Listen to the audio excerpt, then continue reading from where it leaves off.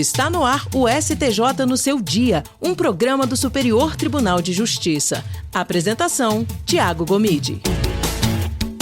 Olá para você que nos acompanha a partir de agora, está no ar mais um STJ no seu dia. Eu sou o Tiago Gomide e no episódio de hoje nós vamos falar sobre um tema muito relevante para a prática do direito e para a garantia de decisões judiciais mais justas e coerentes.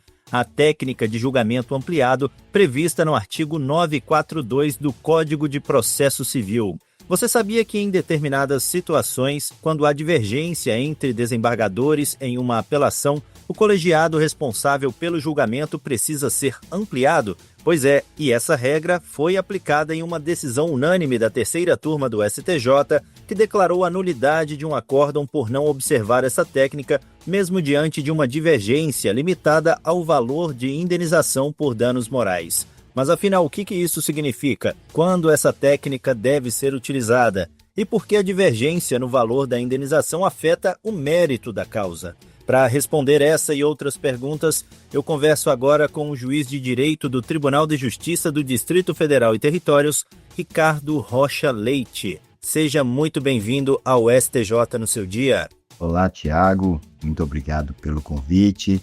A quem eu cumprimento aqui a todos os ouvintes e agradeço aqui o convite feito pelo Tribunal de Justiça. É uma honra estar aqui e poder compartilharmos, algumas percepções sobre esse julgamento e sobre o Instituto da Técnica de Julgamento Colegiado ou Técnica de Julgamento Estendido, como também é chamado esse instituto. Para a gente começar, então, pode explicar para a gente aí, para os nossos ouvintes, o que é essa técnica de julgamento ampliada previsto no artigo 942 do CPC? Tiago, é uma técnica processual que foi introduzida no Código de 2015 em substituição a um artigo que estava previsto no Código anterior. Tratava-se do artigo conhecido como embargos infringentes e que, comparativamente, possui algumas semelhanças com esse instituto. A finalidade principal do instituto é manter a estabilidade, a previsibilidade das decisões judiciais, porque essa técnica ela é utilizada quando há um julgamento não unânime, em algumas situações específicas, como, por exemplo, no recurso de apelação, no recurso de agravo de instrumento, em algumas hipóteses, e também numa ação, que é a ação rescisória. Esse artigo 942 do Código de Processo Civil, ele trata dessas três hipóteses de cabimento dessa técnica. Então, basicamente, é para uniformizar o entendimento, manter a estabilidade do sistema de justiça quando há um julgamento não unânime na análise desses recursos, agravo de instrumento e apelação, e no caso da ação rescisória. Ok, e no caso julgado aqui pela terceira turma do STJ, discutiu-se aí a validade de um acórdão que desconsiderou uma divergência sobre o valor da indenização por danos morais.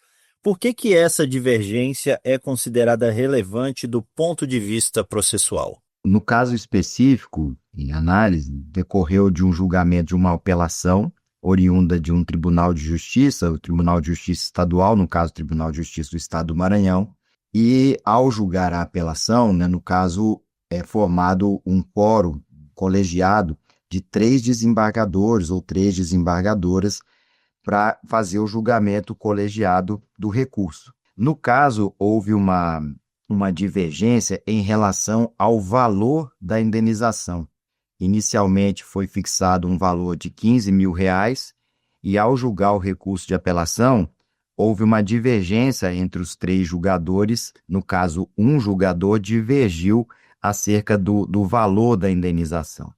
E, nesse caso, havia a necessidade, como foi julgado pelo Superior Tribunal de Justiça, de se aplicar essa técnica de ampliação de colegiado, de julgamento estendido, em razão de uma divergência na extensão do dano. Quando nós falamos em uma indenização, no caso especificamente aqui a indenização por dano moral, além de se reconhecer a existência ou eventualmente a inexistência do dano, caso o dano seja reconhecido, passa-se a fixação do dano, ou seja, você vai quantificar, vai estabelecer um valor em decorrência desse dano. E no caso do dano moral, inclusive no caso de danos de forma geral, o Código Civil, ele prevê no artigo 944 que deve-se levar em conta a extensão do dano, exatamente para que cada dano seja quantificado de acordo com as peculiaridades do caso. Ou seja, um dano que gera uma maior extensão repercutiria num valor maior da indenização. Um caso reconhecido na situação julgada de menor extensão, isso implicaria em um valor menor.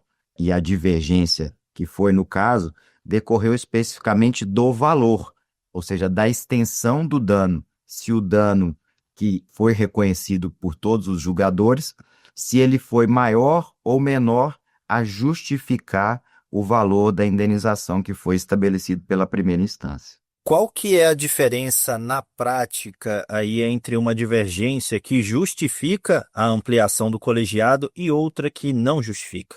Especificamente esse julgado do Superior Tribunal de Justiça, ele estabeleceu essa distinção de uma forma bem didática. É porque quando se fala em um acórdão, o acórdão é o pronunciamento judicial dos tribunais. Então, quando se é feito um julgamento pelos tribunais, a esse pronunciamento se dá o nome de acórdão. E no acórdão vai constar a fundamentação pela qual se chegou àquela conclusão.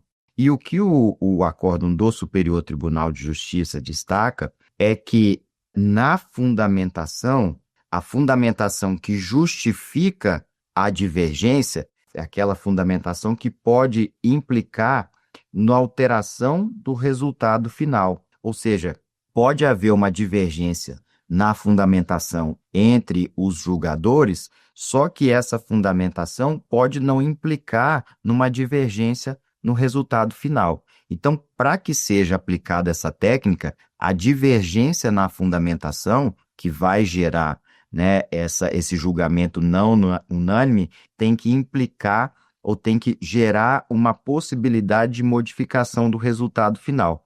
Na prática, a gente identifica vários tipos de fundamentação, principalmente algumas fundamentações que compreendem as razões de decidir, ou seja, os motivos principais pelos quais chegou a decisão, ou então as também chamadas fundamentações obter dictum, que são aquelas fundamentações que são utilizadas de passagem para se chegar a um raciocínio, mas que não necessariamente vão implicar na alteração do resultado final. Então, pelo que foi, né, depreendido do julgado analisado no Superior Tribunal de Justiça, concluiu-se, no caso concreto, que a divergência na fundamentação, na hipótese, justificaria uma modificação do resultado final. Por isso, deveria ser aplicada a técnica de ampliação de colegiado. Então, não é toda a fundamentação, mas somente aquela fundamentação que pode gerar uma modificação, uma divergência, né, que pode gerar uma modificação do resultado final. Ok. E essa decisão do STJ, ela deixa claro, então, que a divergência sobre o valor da indenização, ela atinge o mérito da causa? Em que medida que isso pode influenciar outras decisões envolvendo responsabilidade civil? O Superior Tribunal de Justiça, dentre as suas competências previstas na Constituição Federal, está a uniformização, né, da jurisprudência em território nacional. O Superior Tribunal de Justiça tem um papel muito relevante na uniformização da jurisprudência. Então, o impacto de uma decisão do Superior Tribunal de Justiça nos tribunais, né, nos tribunais estaduais, nos tribunais regionais federais, é sempre significativa, porque como o Superior Tribunal de Justiça tem esse papel, né, tem essa competência de uniformizar a jurisprudência, ele atua como um tribunal norteador, né, da interpretação da legislação federal para os tribunais estaduais e os tribunais regionais federais. Então, o impacto é muito significativo, principalmente em relação à temática dos danos morais, né, porque a temática dos danos morais é uma temática muito recorrente nas ações que envolvem responsabilidade civil e uma orientação. E aqui também um aspecto importante a ser destacado é que a decisão do Superior Tribunal de Justiça é uma decisão da turma, né, uma decisão de turma, e é uma decisão que não é um precedente vinculante, ou seja, ela não tem um caráter de obrigatoriedade em relação aos tribunais, porque para ser um precedente vinculante, vincular os demais órgãos do Poder Judiciário, no caso, né, dos tribunais estaduais, os juízes estaduais, federais, os tribunais regionais federais, teria que se enquadrar como um precedente vinculante. E nesse caso específico não é. Mas ainda que não seja um precedente qualificado, obrigatório, isso tem um papel muito importante para fim de nortear acerca especificamente da correta aplicação da técnica do julgamento estendido, da técnica do julgamento colegiado, porque realmente a situação acerca da quantificação, acerca da extensão do dano, é uma matéria de mérito. E se houver uma divergência nessa quantificação, isso implica na necessidade de aplicação dessa técnica.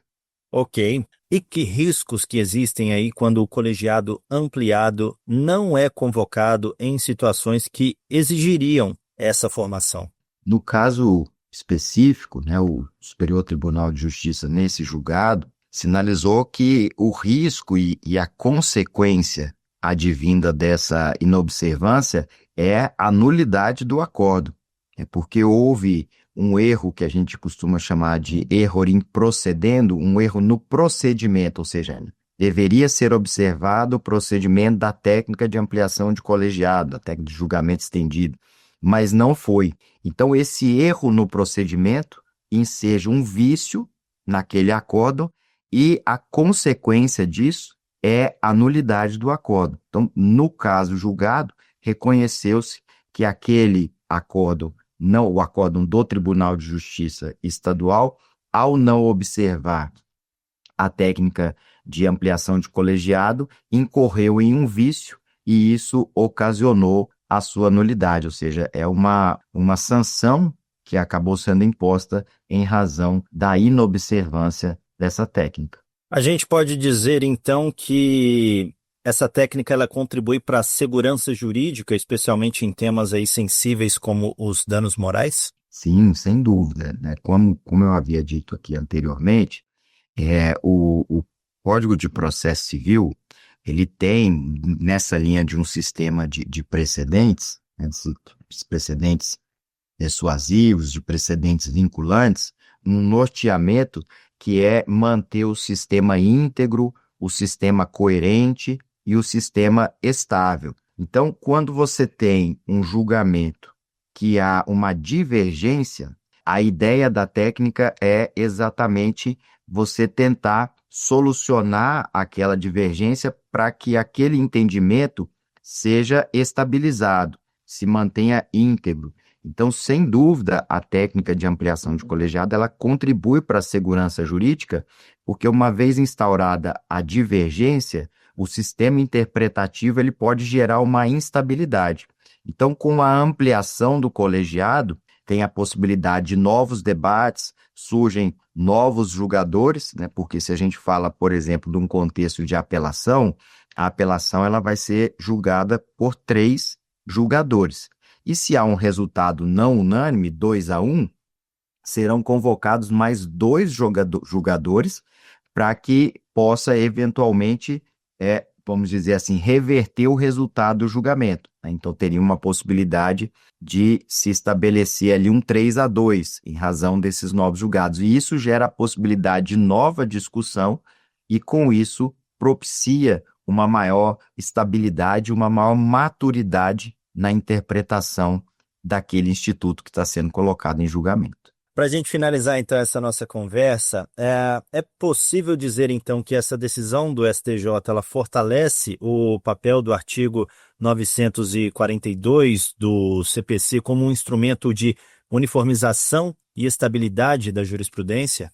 Sim, o Superior Tribunal de Justiça, nesse papel, né, de uniformizar a interpretação acerca da legislação federal, contribui muito com esse julgado, porque esse julgado vai exatamente ao encontro, né, da ideia de se uniformizar e manter um sistema estável, íntegro e coerente. Então, essa decisão do STJ, ela tem um impacto muito positivo nessa finalidade, não só da missão constitucional, de uma das missões constitucionais do Superior Tribunal de Justiça, como também a correta observância dessa técnica de ampliação de colegiado, técnica de julgamento estendido. Ok, doutor Ricardo Rocha Leite, muito obrigado por essa participação aqui no STJ no seu dia. Muito obrigado, Tiago. Eu que agradeço pelo convite. Estou aí sempre à disposição, porque é uma oportunidade muito boa de discutirmos temas relevantes, né? E junto com os temas relevantes, trazemos casos concretos para que isso ilustre, né, os debates, as discussões. Então, eu agradeço muito, parabenizo aí pela iniciativa do Superior Tribunal de Justiça de divulgar e também de propiciar debates sobre temas relevantes que estão sendo julgados por esse Tribunal Superior. Muito obrigado. STJ no seu dia, um programa do Superior Tribunal de Justiça. E o STJ no seu dia vai ficando por aqui. Eu agradeço pela sua companhia na Rádio Justiça e também nas plataformas digitais. O STJ no seu dia tem produção de Caio Baltazar, trabalhos técnicos de Roberto Glória, direção e coordenação geral de Daniele Lombardi. Até o próximo episódio. STJ no seu dia, um programa do Superior Tribunal de Justiça.